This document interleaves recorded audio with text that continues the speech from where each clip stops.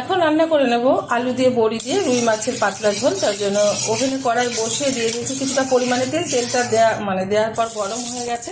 দিয়ে দিলাম সামান্য পরিমাণে হলুদ গুঁড়ো, আগে থেকে দিয়ে দিয়েছিলাম।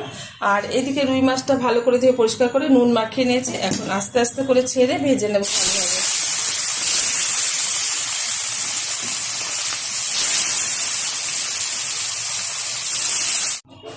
মাছগুলো ভেজে তুলে নেওয়ার পর আমি কিন্তু এখানে বড়িগুলো ভেজে নিয়েছি।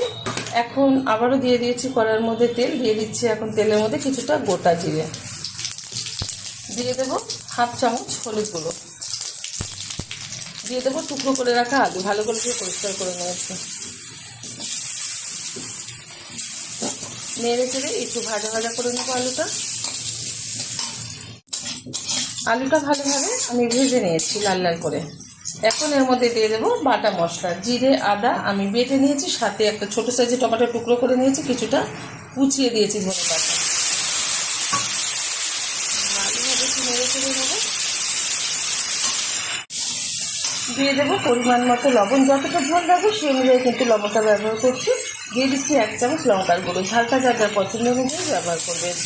ছোটো বড় প্রত্যেকের পরিবারে আছে, সেই বুঝে কিন্তু ঝালটা ব্যবহার করবেন। মশলাটা খুব ভালোভাবে কষানো হয়ে গেছে, মশলা থেকে তেল ছাড়া শুরু হয়ে গেছে, মশলাটা ঠিকঠাকভাবে কষানো হয়ে গেছে। দিয়ে দিচ্ছি পরিমাণ মতো জল।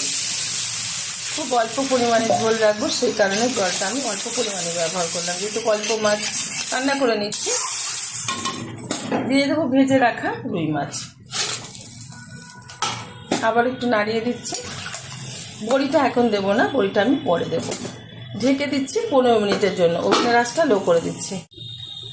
ঢাকনাটা তুলে দিচ্ছি, ওভেনের আঁচটা হাই করে দিচ্ছি। আলুটা দেখে নিই সিদ্ধ হয়ে গেছে কিনা, একদম পুরোপুরিভাবে সিদ্ধ হয়ে গেছে, এই যে ভেঙেও গেছে। এখন আমি দিয়ে দেবো এর মধ্যে ভেজে রাখা বড়ি। বড়িটা আগের থেকে দিয়ে দিলে কিন্তু বড়িটা পুরো ঘেটে যেত গলে, যাতে বড়িটা গোটা গোটা থাকে, খেতে ভালো লাগে খাওয়ার সময়। আবারও আমি ঢেকে দেবো 2 মিনিটের জন্য।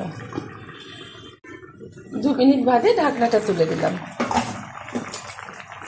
খুব সুন্দরভাবে কিন্তু বড়িগুলো ফুলে উঠেছে, সুন্দরভাবে বড়ির মধ্যে ঝোলটা ঢুকে এই যে ফুলে উঠেছে। এখন আমি নামিয়ে নেব, ঢেলে দেবো একটা পাত্রে। গরম গরম ভাতের সাথে গরম গরম মাছের ঝোল সার্ভ করবো। আপনারা অবশ্যই ট্রাই করবেন।